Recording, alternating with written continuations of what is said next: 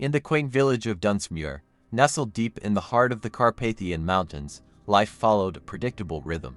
The villagers rose with the sun, tended to their fields, and retreated into the safety of their homes long before nightfall. For centuries, an unspoken rule governed Dunsmuir: never wander outside after dark. It was said that shadows came alive at night, prowling the village for unsuspecting souls. In the summer of 1878, the delicate balance of Dunsmuir's tranquility was shattered. The village blacksmith, Tomas, discovered his daughter, Elena, missing one morning. Her bed, still warm, lay disheveled, and the window was wide open. Panic surged through the community as search parties combed through the dense forest surrounding the village, calling out her name in vain. Father Dominic, the village priest, was the first to voice what everyone feared. "The curse has returned," he whispered during the evening mass. The villagers, huddled in the small stone church, exchanged worried glances. The old legend spoke of a time when Dunsmuir was plagued by creatures of the night, vampires, who fed on the living and dragged their victims into the shadows. The stories had faded into myth, but now, it seemed, the ancient evil had resurfaced. Among the searchers was Andre, a young woodsman known for his bravery and unyielding spirit. He had grown up hearing the tales but had always dismissed them as superstitions meant to keep children obedient. As the days passed and more villagers vanished, Andre could no longer ignore the signs. Pale corpses, drained of blood, began to appear at the edge of the forest, their lifeless eyes wide with terror. Determined to uncover the truth, Andre sought out an old hermit named Lucian, who lived on the outskirts of the village.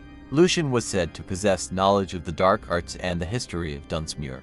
Andre found the old man in a decrepit cabin, surrounded by talismans and ancient tomes. Lucian's eyes, sharp and knowing, seemed to pierce through Andre's resolve. "The veil between our world and the realm of darkness is thinning," Lucian said, his voice a gravelly whisper. "The vampire lord, Dragomir, has awoken from his slumber.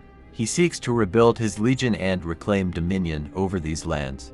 Andre's blood ran cold. "How can we stop him?" he asked, desperation tinging his voice. Lucian handed Andre a weathered book bound in leather.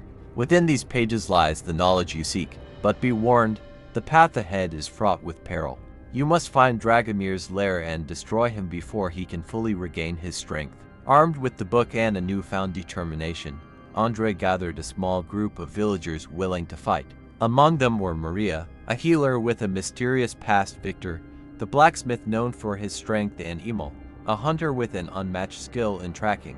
Together, they ventured into the forest, following the clues within Lucian's book. The journey was arduous. They encountered traps set by Dragomir's minions, wolves with eyes that glowed with an unnatural light and bats that seemed to whisper secrets of the damned. Each night, they huddled around a fire, the flames their only solace against the encroaching darkness. One evening, as the sun dipped below the horizon, the group stumbled upon an ancient, crumbling castle hidden deep within the forest. Its towers pierced the sky like skeletal fingers, and the air around it was thick with the scent of decay. The book had led them here, Dragomir's lair. Cautiously, they entered the castle, their footsteps echoing through the vast, empty halls. Faded tapestries depicted scenes of unimaginable horror. Villages razed, bodies impaled, and dark rituals performed under the light of a blood-red moon. The deeper they ventured, the colder the air became, until their breath emerged in visible puffs. In the heart of the castle, they found a grand hall, its floor littered with bones and its walls lined with iron sconces that held flickering torches. At the far end stood a massive throne carved from black stone. Seated upon it was Dragomir, his eyes glowing with a malevolent hunger. He rose, his movements smooth and predatory, as if he were a shadow given form. "Welcome," Dragomir's voice resonated through the hall, sending shivers down their spines. "I've been expecting you." Before they could react, Dragomir was upon them, moving with inhuman speed. Andre barely had time to raise his sword before the vampire lord's hand closed around his throat. The others tried to intervene, but they were thrown aside as if they weighed nothing. Just as Dragomir was about to sink his fangs into Andre's neck, a flash of silver cut through the air. Maria, with a dagger blessed by Father Dominic, struck Dragomir's arm. The vampire hissed, releasing Andre and recoiling in pain. The group regrouped, surrounding Dragomir, their weapons glinting in the dim light. "This is not over," Dragomir snarled, his eyes burning with hatred. He vanished into the shadows, leaving the group in a tense silence. They had driven him away, but they knew he would return, stronger and more determined than ever. As they stood in the ancient hall, surrounded by the remnants of Dragomir's reign of terror, a sense of foreboding settled over them. The battle was far from won, and the fate of Dunsmuir hung in the balance. Outside, the wind howled through the trees, carrying with it the whispers of the night. The villagers of Dunsmuir would soon learn that the greatest horrors were not the stories told to frighten children, but the ones that lurked just beyond the edge of the light, waiting for the perfect moment to strike. Andrei and his companions knew they had to prepare for the final confrontation with Dragomir. But with each passing night, the darkness grew thicker and the shadows deeper. The vampire lord was not merely a creature of the night, he was the embodiment of fear itself. And fear, once awakened, was a difficult beast to slay. The end was not yet written, and the final chapter of Dunsmuir's story remained shrouded in mystery. As the villagers bolstered their defenses and prayed for dawn, one question lingered in their minds. Would they find the strength to confront the darkness, or would they become another chapter in the legend of Dragomir? Only time would tell, and the night was still young. The villagers of Dunsmuir fortified their homes and sharpened their weapons, determined to survive the looming threat. Andrei, Maria, Victor, and Emil, having narrowly escaped Dragomir's lair, returned to the village to prepare for the inevitable confrontation. But as the days turned into nights, a gnawing sense of dread settled over them. Dragomir's retreat had been too easy, too calculated. They knew he was plotting something far more sinister. One evening, as the group gathered in the village square to discuss their next steps, an old woman approached them.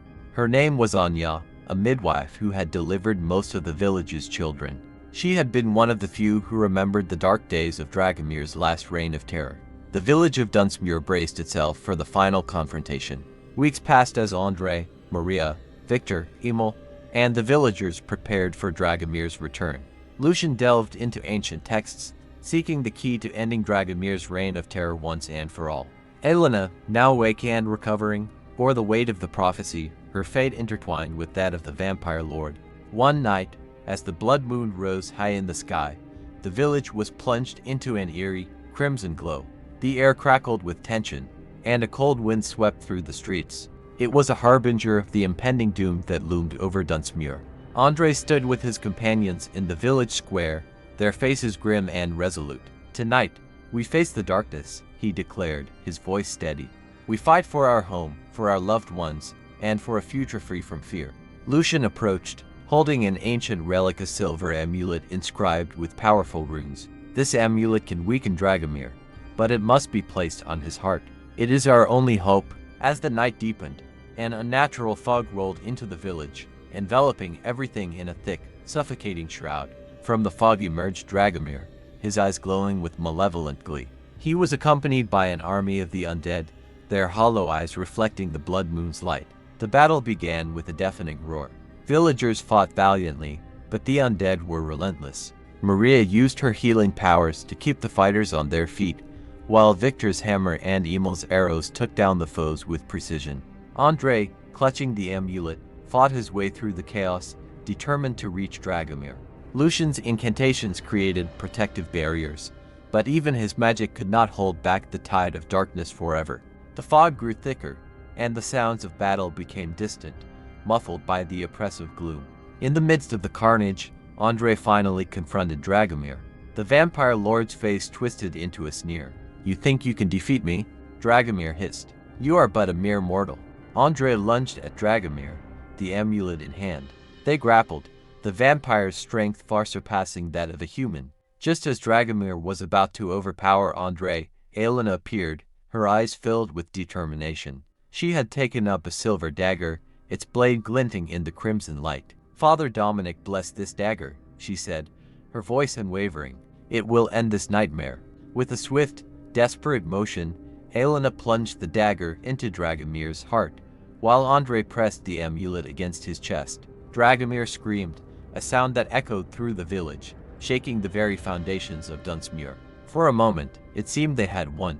Dragomir's form began to disintegrate, his body dissolving into ash. But then, a dark, swirling vortex opened in the ground, a gateway to the underworld.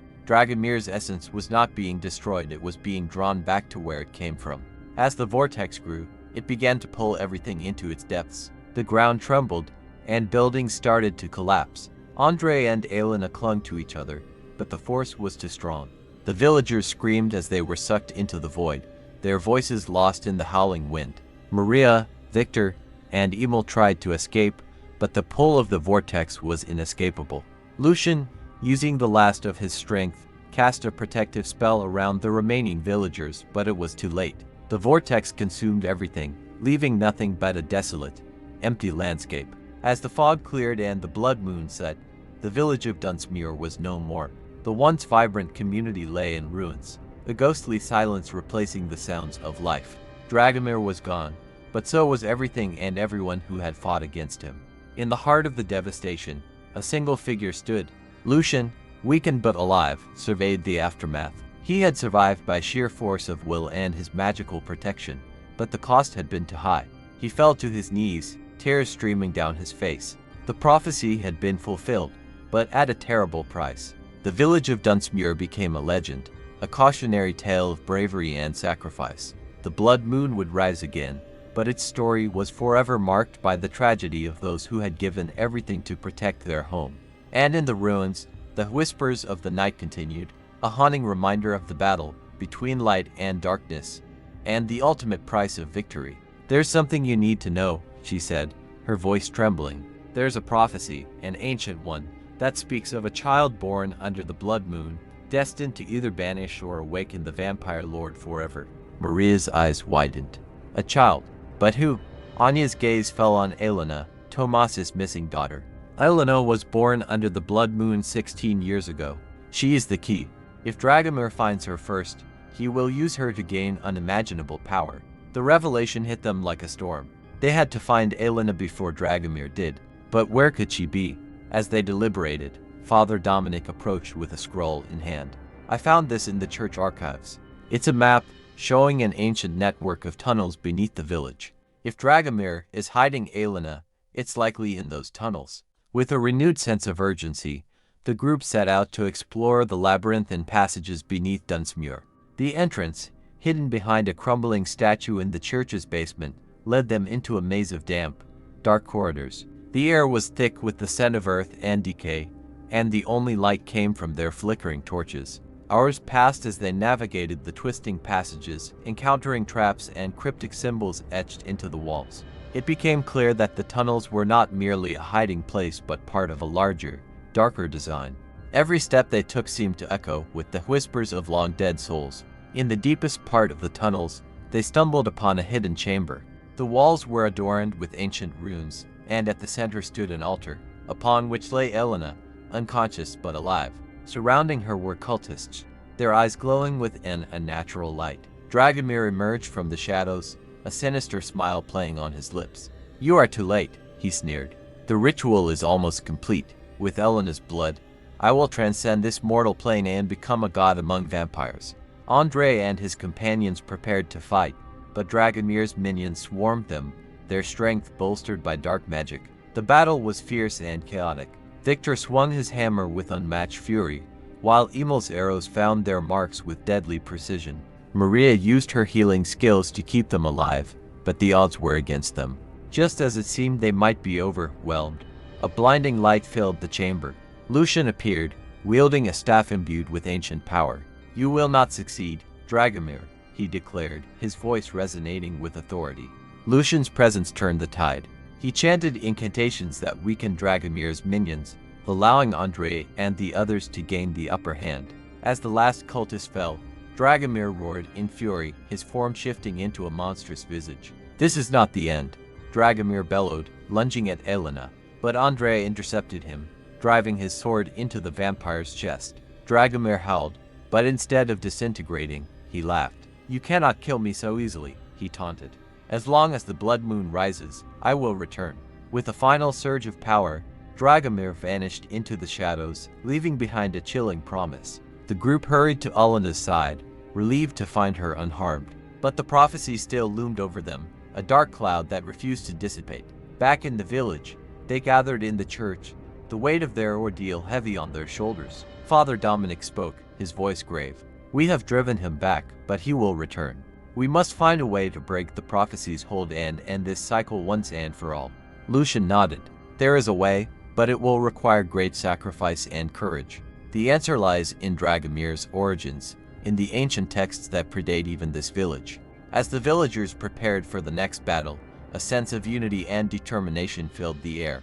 They had faced the darkness and survived, but the true test was yet to come. The blood moon would rise again, and with it, the final confrontation between light and shadow.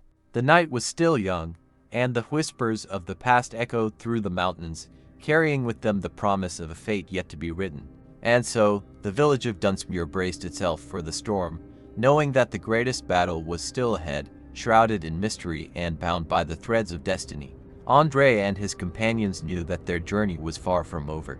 They had glimpsed the true face of evil, and now they had to find the strength to confront it once more. For in the heart of darkness, the light of hope still flickered, waiting to be kindled into a blazing fire. The story of Dunsmuir was not yet finished, and its final chapter would be written in blood and bravery, beneath the shadow of the blood moon.